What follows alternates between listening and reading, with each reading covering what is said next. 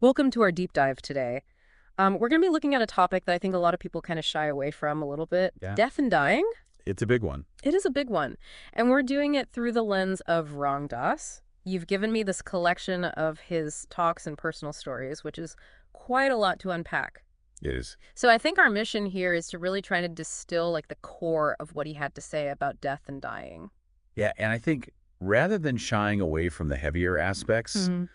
you know, we can kind of approach this with the same kind of like curiosity and sometimes even humor Yeah. that Ram Dass was known for. Totally. Yeah. Because he really did embrace the whole spectrum of it. And I think one thing I'm curious about is like what led him to such a unique perspective. Yeah, I mean, his background is really key. Yeah. He began as Richard Alpert, Harvard professor and scientist. Yeah. Very much rooted in the world of logic and data. Mm. But then this profound spiritual awakening led him to become Ram Dass and completely transformed his worldview. That's quite a shift. Yeah. How did that change how he viewed death? Well, it led him to contrast Western culture's fear and avoidance of death with the more open, integrated approach that he witnessed in India. He talks about seeing bodies being carried through the streets as part of funeral rituals. Oh, wow. Yeah. Which is a stark contrast to our tendency to sanitize and hide death away. Yeah. He even critiques modern medicine, particularly intensive care units, for sometimes treating death as a failure rather than a natural part of life. It does seem like we go to great lengths to deny that it's going to happen. Yeah. Do you think that makes us more anxious about it? Ram Dass argued that by acknowledging death, accepting it as a natural part of life's cycle, we can actually live more fully and authentically. Right. It's not about becoming morbid, Right. but rather developing this conscious awareness of death's presence, which paradoxically can make life feel more vibrant and precious. It reminds me of one of my favorite quotes from him. Yeah. He said, "Death does not have to be treated as an enemy for you to delight in life." Yeah. I love that because it's like, stop fearing the inevitable and start appreciating this gift. Yeah. Of being alive. Yeah, and for Ram Dass, this wasn't just an intellectual idea, Right. His experiences with psychedelics, particularly mushrooms in Mexico, played a huge part in shifting his understanding of life, death, and consciousness. Wow. He describes reaching this state of awareness that felt permanent, extending beyond the limitations of his physical body. To have an experience like that must have been so life-changing. Oh, absolutely. Yeah. Yeah. He began identifying less with his physical form and more with this enduring awareness. He even linked his psychedelic experiences to descriptions in the Tibetan Book of the Dead. Wow. So you have this really fascinating example of ancient wisdom Yeah. intersecting with modern exploration. So it wasn't just a change in thinking. Yeah. It was a change in his very being. Yeah. A shift from fearing death to embracing it. Exactly. He began to view death as part of a larger process. He even talked about this concept of psychological death and rebirth. Okay. Yeah. These profound shifts in our understanding and ways of being that we can experience throughout life. Can you give an example of what he meant by psychological death and rebirth? Imagine those moments when you shed old beliefs or identities that no longer serve you. Right. It's like a personal transformation, a shedding of an old skin to reveal a truer version of yourself. Yeah. Ram Dass suggested that we experience these deaths and rebirths multiple times in our lives, each time getting closer to our true selves. It makes me think about how maybe those smaller deaths can actually prepare us for the ultimate letting go, the physical death, by getting comfortable with change and transformation in our everyday lives. Maybe we can face death with less fear. He wasn't advocating detachment from life or becoming emotionless, though. Okay. He actually emphasized the importance of fully experiencing the full range of human emotion, including grief. He even had a powerful message encouraging us to embrace grief, fully allowing the pain to flow without trying to suppress it. That goes against the grain of our cultural conditioning, doesn't it? It does. Like we're told to be strong in the face of loss. Yeah, he directly challenged that notion, suggesting that trying to suppress or deny grief only prolongs suffering. Yeah. He felt that grief was a natural and necessary part of the healing process. Yeah. This reminds me of that powerful story about his letter to the parents of the two murdered girls. Oh, right. He didn't know the family personally, Yeah. but he felt compelled to reach out. Yeah. What struck me was he didn't offer empty platitudes or try to fix their pain, Right. you know? Yeah, he simply acknowledged the rawness of their grief. He wrote, "Dear so-and-so, I know that your hearts are broken. I know that you are feeling an unbearable pain, and I know that there are no words that can truly comfort you at this time. Wow. So, he didn't shy away from the heavy stuff. Yeah. The real pain of loss. Yeah. But he also saw the potential for growth and transformation within that suffering. I'm struck by his approach. Just sitting with their pain. Yeah. Offering love and support from afar. Yeah. Rather than trying to fix anything or offer solutions, he just offered his presence. Right. What are your thoughts on that? I think it's a profound lesson in empathy and presence. It's about meeting people where they are without judgment or the need to fix things. It's like saying, yes, grief is incredibly difficult, but it's also an opportunity to connect with our shared humanity. Right. To deepen our capacity for compassion. Absolutely. Do you think that was part of his message? Yeah, and that's where his perspective on the enduring nature of love comes in. Okay. He believed that love transcended physical death.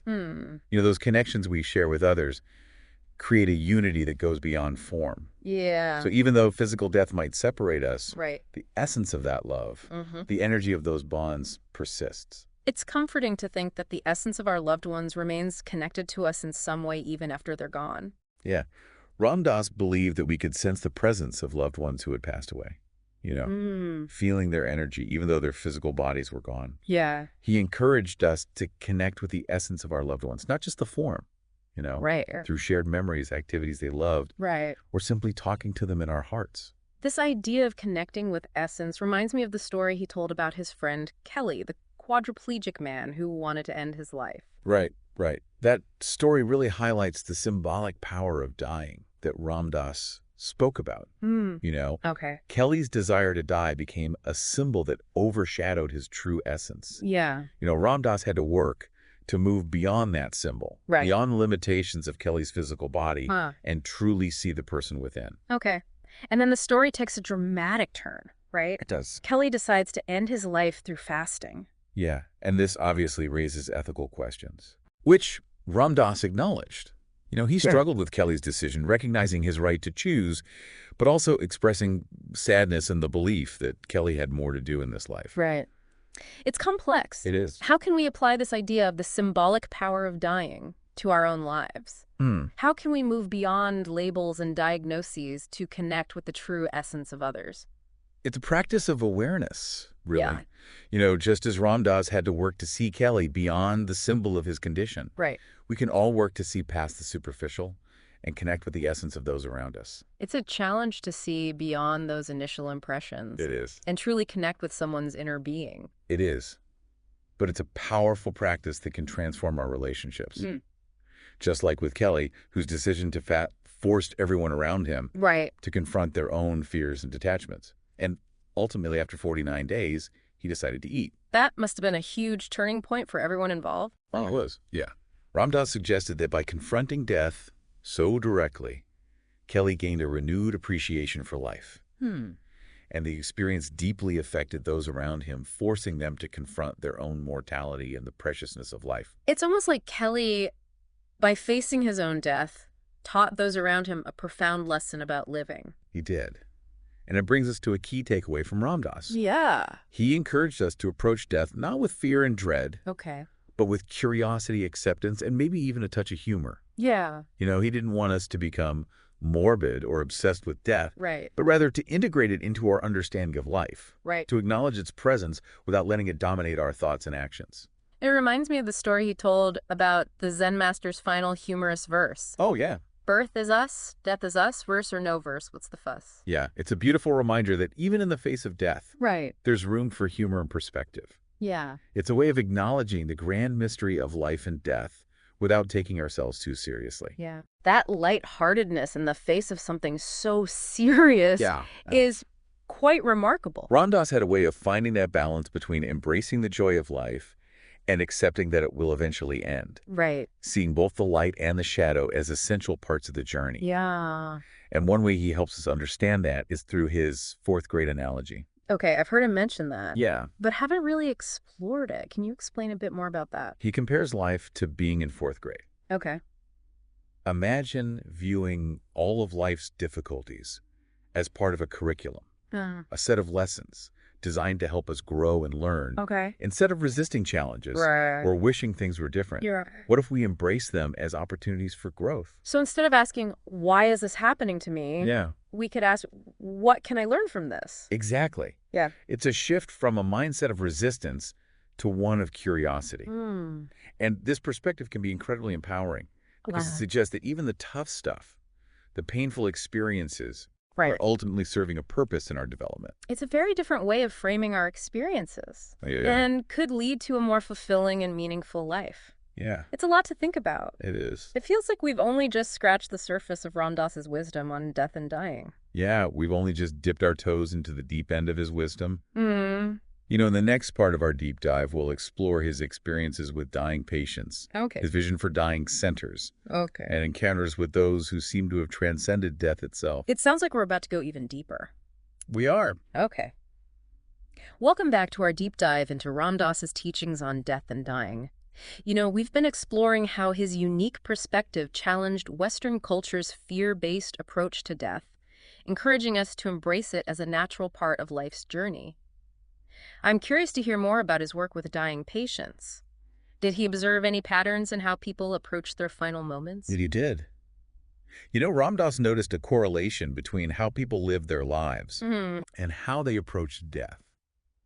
Those who had lived with fear and resistance often died clinging to life, fighting the inevitable. It makes sense that our ingrained patterns of behavior would carry over into our final moments. Yeah, and conversely, he found that those who had lived with more acceptance, love, and surrender tended to die more peacefully, embracing the transition with grace and openness. So it wasn't so much about their beliefs about the afterlife, but their overall approach to life itself. Precisely. It was about the qualities they had cultivated throughout their lives.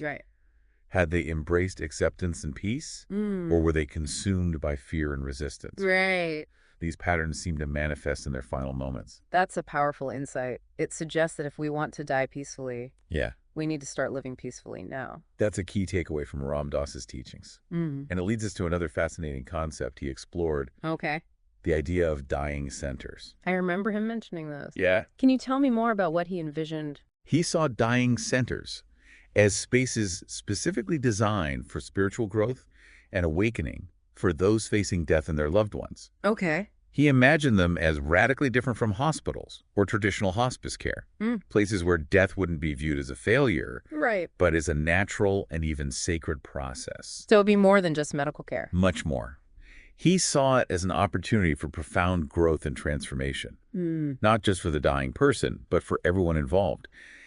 He envisioned these centers as being more like monasteries or ashrams. Oh, wow. Places dedicated to spiritual development, but with a focus on preparing for the ultimate transition.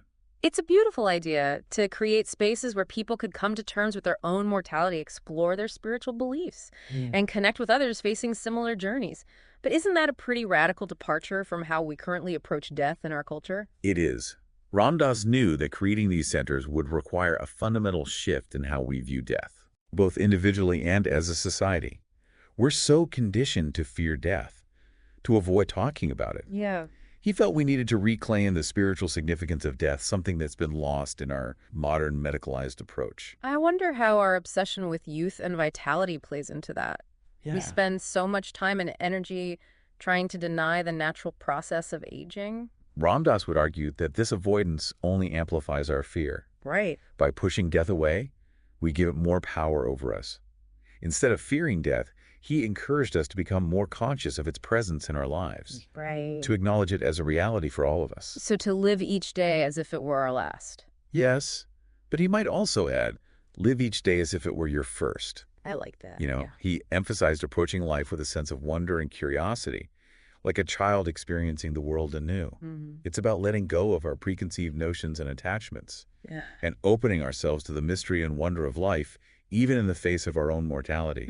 It's a beautiful image, to face life and death with that same sense of childlike wonder. It reminds me of the story he told about the young man who came to him to learn yoga. And ended up having this incredibly intense experience involving a blue light. It almost sounded like he was fast-tracked on his spiritual path. Ram Dass described it as an accelerated spiritual journey. The young man progressed rapidly in his yoga practice and eventually decided to dedicate himself fully to it by spending an entire winter alone in a cave, like a hermit, seeking enlightenment. It's a powerful image. A young man seeking spiritual truth in the solitude of a cave. But the story doesn't end there, does it? No. Tragically, the young man was found dead in the cave. Oh, wow. The circumstances surrounding his death were shrouded in mystery. Was it the harsh conditions? Right. Something about the intensity of his yoga practice? No one knew for sure. And to add to the mystery, his mother found his diary, and inside was this cryptic message. Mother, I have finished my work. I am with Christ and with Maharaji. Tell Ram Dass it's all right. Go with God, love. That's quite a message to leave behind. It does sound like he's saying he achieved some kind of spiritual liberation. Right. But it's hard to know for sure. How did Ram Dass react to his death? He was devastated and whittled with guilt, wondering if his introduction of the young man to LSD had played a role in his death. Oh, wow. He carried a lot of unresolved questions and felt the need to seek guidance from a higher source. So what did he do? He was preparing to visit his guru Maharaji in India. Okay. And he felt compelled to take the young man's high school graduation photo with him. While sitting with Maharaji, he impulsively showed him the photo. Maharaji, with incredible insight, simply said, "He's dead." It sounds like Maharaji had access to a level of knowing that's beyond our comprehension. Ram Dass was on the verge of a revelation, but he was still clinging to his guilt about the LSD. Sensing his internal struggle, Maharaji said something that shattered his assumptions. Okay. He died from your medicine. It's easy to see why Ram Dass immediately thought of the LSD. Of course. He was convinced that Maharaji was confirming his worst fears. Yeah. But Maharaji was operating on a different level. Instead of dwelling on the LSD, he dove into the young man's diary, reciting it verbatim. Wow. And confirmed the mother's intuition.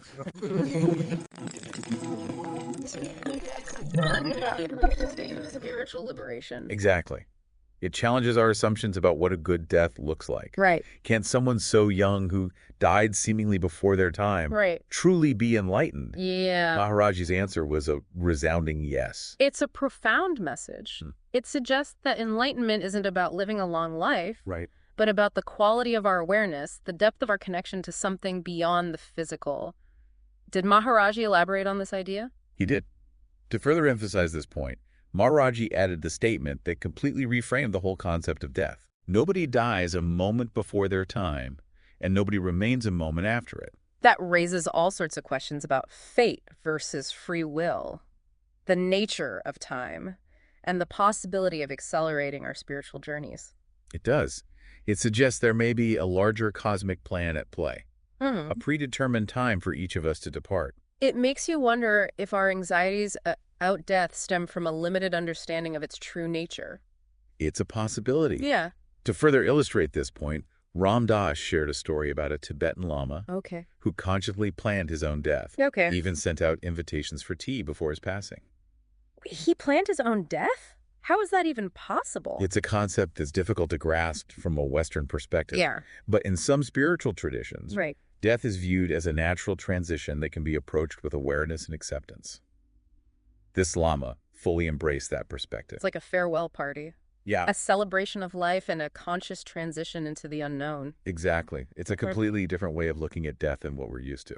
And it raises all sorts of questions about the potential for conscious dying practices. All of these stories, from the young man who died in the cave to the Tibetan Lama who planned his death, point to this deeper understanding of death that moves beyond fear and embraces the mystery of what lies beyond. That's the power of Ram Dass's teachings. He didn't give us simple answers. He encouraged us to explore these big questions, to challenge our assumptions, and to be open to the mystery of it all. But do we ever really get any definitive answers? I think the main takeaway is that death, like life, is full of mystery.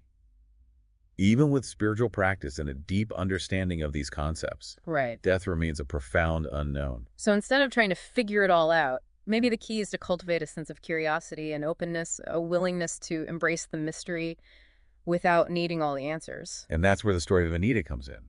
Ram Dass mentioned her death earlier. Yeah. He saved that story for last. It's almost like he's inviting us to step into this realm of the unknown with him. He said, now I just want to play with the edge of the mystery with you.